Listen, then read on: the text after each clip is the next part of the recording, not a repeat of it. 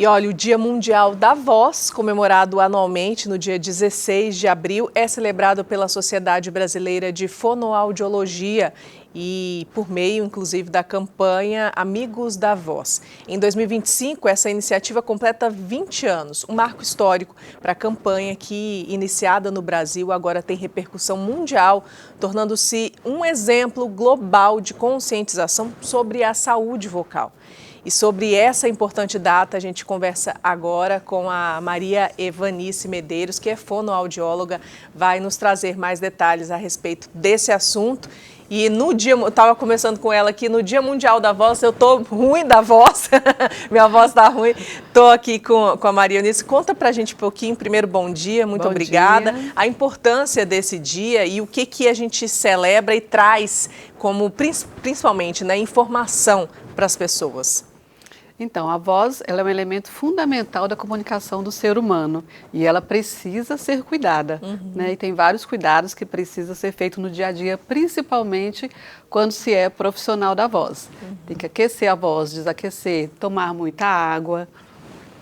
Então, aí essas pessoas, principalmente que trabalham com a voz, precisam ainda de mais cuidado do que uma pessoa comum, né? Porque se uma pessoa que não trabalha com a voz já precisa uma pessoa que utiliza ela o tempo inteiro, como a gente aqui, mais ainda, né? Sim, aí o profissional da voz, ele precisa ter a voz como uma ferramenta de trabalho. E como uma ferramenta de trabalho, ele precisa cuidar dela de maneira especial. Sim. Então, aquecer, desaquecer, antes de entrar com o uso da voz profissional, hidratar, atividade física, evitar alimentos que irritam o sistema digestivo, evitar refluxo, sinusite, as rinites. Vamos chegar nesse ponto, então. Você falou a respeito desses alimentos. Quais são esses alimentos que são necessários serem Temos evitados? alguns alimentos, os condimentos, pimentas, principalmente se você já tiver sensibilidade, né? Então você tem que evitar de ter, na verdade, irritação gástrica para evitar o refluxo. Entendi. Então cada pessoa tem as suas particularidades. Então você vai pesquisar quais que são os alimentos que podem causar essas irritações. É pimenta? Você tem sensibilidade à pimenta? Evita a pimenta, principalmente quando for usar a voz de maneira profissional. Derivados do leite e do chocolate. Eu ia perguntar isso, inclusive, o pessoal fala que o chocolate atrapalha, né? Sim, porque o chocolate, os derivados do leite, eles engrossam a saliva. E aí a máquina trabalha pesada. Entendi. Então, até 1 hora antes de entrar com a voz, usando profissionalmente, deve ser evitado. Entendi. Agora, tem alguns alimentos que falam que ajudam a voz. Sim, água principalmente, muita água. A maçã com a casca. Na verdade, a casca da maçã que tem esse efeito de limpar a voz, deixar a voz mais fluida. Na verdade, é a saliva, né? A saliva fica mais fluida, a laringe funciona de maneira melhor. Então, verduras, saladas, alimentos saudáveis de maneira geral, né? Sim. Mas a maçã com a casca, importante, né, que seja com a casca, ela é bem benéfica para a voz. E aí, as pessoas principalmente que utilizam a voz, essa questão dos chás, também são bons? Chás não tem nada cientificamente comprovado, né?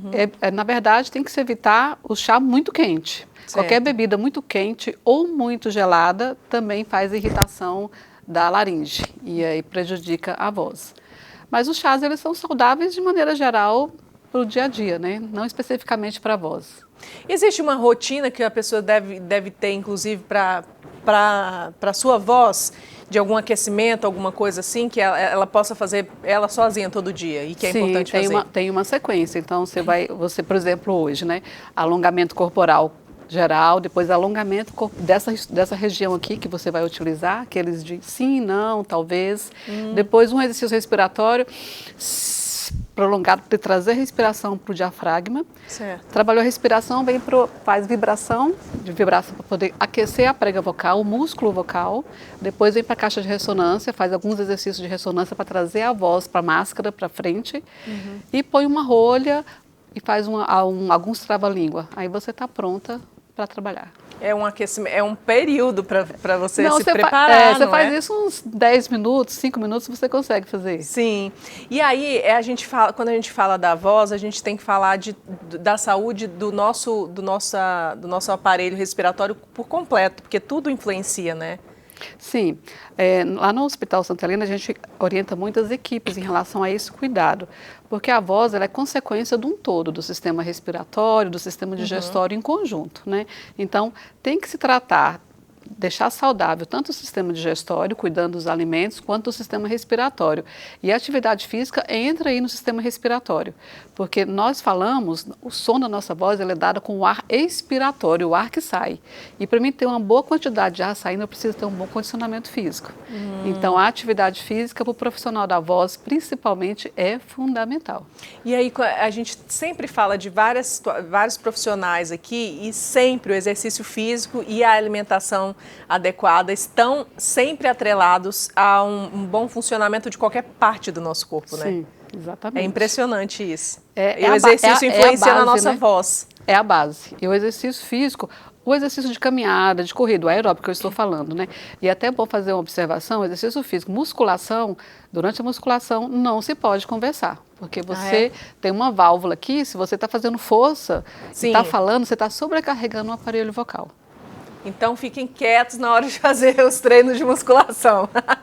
No máximo os gritos que dão de vez em quando tem, Depois que tirou o peso. Depois que tirou, na hora que está fazendo força não pode.